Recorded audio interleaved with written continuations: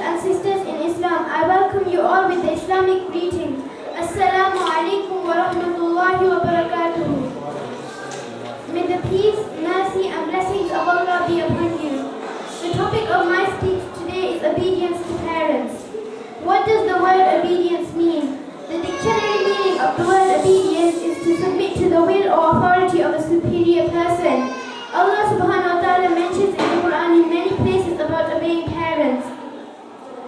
After Allah has said, do not commit shirk, He has not said pray, fast or give zakah. He has said obey your parents. Like in Surah Al-Baqarah verse 83, لَا تَعْبُدُوا إِلَّا اللَّهُ وَبِالْوَالِدَيْنِ إِحْسَانًا. Worship none but Allah and be dutiful to your parents.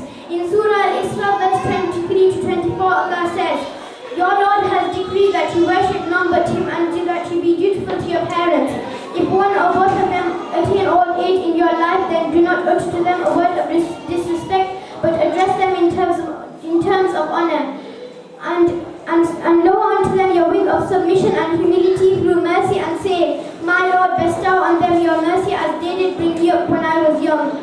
In these verses we learn that we have to treat our parents well and show actual obedience to them. If we cannot be good to our parents, we cannot be good to anyone else. We must also ask dua for our parents. At the end of verse 24, there is a dua which is as follows. رَبِّ ارْحَمْهُمَا كَمَا رَبَّيَانِي صَغِيرًا. My Lord, bestow on them your knowledge as they did bring me up when I was young. This dua can be asked even after your parents die. The Messenger of Allah Muhammad sallallahu alayhi wa sallam said, whoever looks after his parents for the sake of Allah, 2 doors of Jannah will be opened for him. Al-Bayhaqi. Now let's think for a moment. Do we do all this or not? I'll tell you a story which will show the difference between the attitude of a parent and a child nowadays.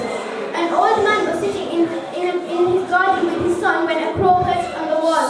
He asked his son, what is this? His son replied, it is a crow. After a little while, the father asked again, what is this? The son replied, it is a crow. After a little while, for the third time, the father asked, what is this? The son replied, it is a crow. Then for the fourth time, the father asked, what is this? By now, the tone of irritation could be felt in the son's voice when he replied to his father, Father, I have just told you now, it is a crow, a crow. Then after a while, the father asked for the 5th time, what is this?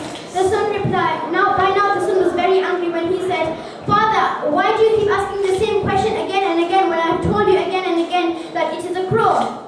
Then the old man went inside his room and brought out an old diary. He turned to a specific page and told his son to read. Today my little son and me were sitting in the courtyard when a crow perched on the wall. My son asked me 25 times what it was, and 25 times I replied that it is a crow. I did not feel irritated. Instead, I felt affection for my innocent little child. Then the father explained the difference between the attitude of a father and a son. The father replied without irritation to the question 25 times, but when the same question was asked only 5 times, the son felt irritated.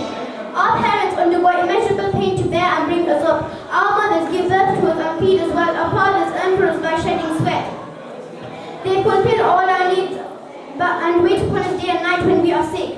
They educate and entertain us. They feed and clothe us. They teach us the good and the bad and sacrifice all their needs and desires for our well-being. Due to all these reasons, our parents deserve the best of care. We must obey, thank and